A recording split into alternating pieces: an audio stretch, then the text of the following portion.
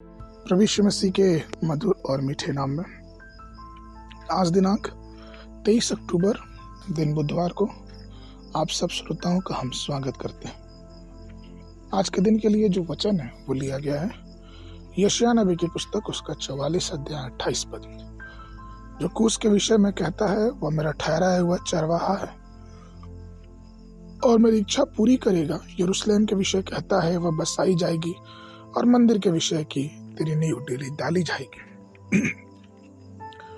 प्रियो, कुछ जन्म से पहले ही परमेश्वर द्वारा नमित लोगों में चौथे स्थान पे आता है। वह एक गरीब परिवार में पैदा हुआ, यहाँ तक कि उसका पालन पोषण चरवाहा लोगों ने किया, लेकिन फिर वो अपने कार्यों से ऊंचा उठता गया। उसके जन्म से पहले से ही परमेश्वर ने उसके विषय में भविष्यवाणी कर दिया था। कुछ जो कि चरवाहा होगा, कुछ यहूदी वंश का नहीं था बल्कि वो गैर यहूदी था, लेकिन परमेश्वर ने उसे अपने उद्देश्य के लिए चुना था। बाबिलोन के साम्राज्य के बाद मेदी और फारसी लोग का साम्राज्य खड़ा हुआ। दारा राजा जो था वो मेदी था,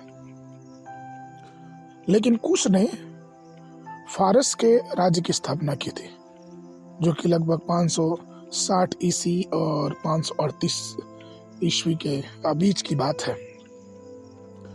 कुश राजा इसलिए प्रसिद्ध हुआ क्योंकि उसने मंदिर का निर्माण कराया और वो खड़ा रहा। उसने कहा कि तुम जाओ यरूशलेम की नींव डालो और मंदिर का निर्माण करो और मैं तुम्हारी सहायता करूंगा। इस विषय में ही परमेश्वर ने उसे खड़ा किया था। उसने घोषणा किया कि वो इन सब कामों में लोगों की सहायता करेगा।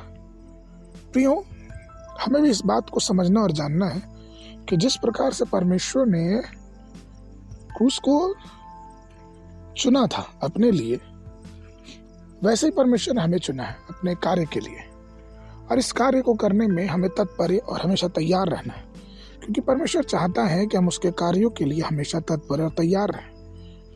समय बदल रहा है, परिस्थितियां बदल रही हैं, लेकिन परमेश्वर का काम हमेशा ही बना रहेगा।